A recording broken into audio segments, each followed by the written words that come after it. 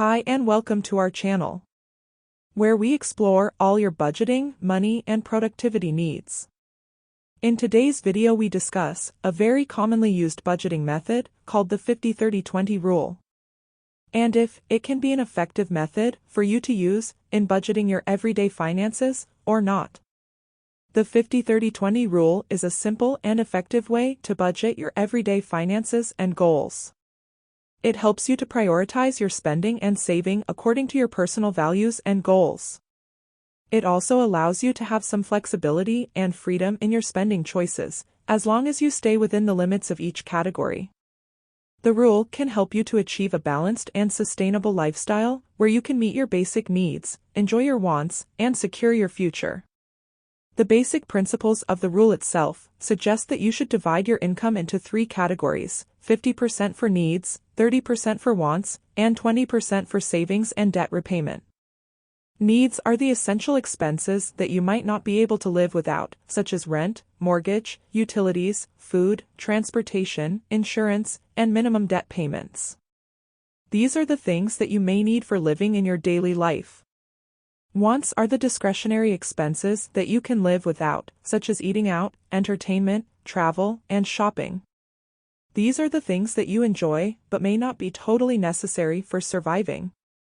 Savings and debt repayment are the money that you put aside for your future goals, such as retirement, emergency fund, education, and paying off credit cards or loans. These are the things that may help you to secure your financial future.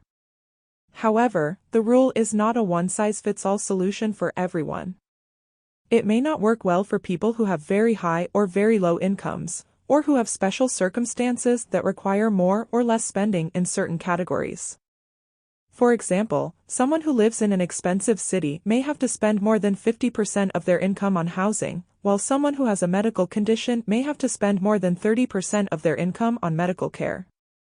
The rule also does not account for taxes, which can vary depending on your income level and location. The rule helps you to prioritize your spending and saving according to your personal values and goals. It also allows you to have some flexibility and freedom in your spending choices, as long as you stay within the limits of each category. It can help you to achieve a balanced and sustainable lifestyle. But you can track your spending and saving using a budgeting app or a notebook to see how much you are spending and saving in each category. So in conclusion, the 50-30-20 method can be a useful guideline, but not a strict rule, for budgeting your everyday finances and goals. You may need to adjust the percentages according to your personal situation and preferences. The most important thing is to have a clear understanding of your income and expenses, and to manage your money in a way that aligns with your values and goals. But try as many rules as you need, because the best method will be one that suits your personal needs the most.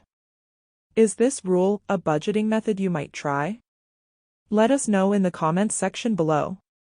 And if this video has helped you learn something new, feel free to share, like, and subscribe. Thanks, and see you in the next video.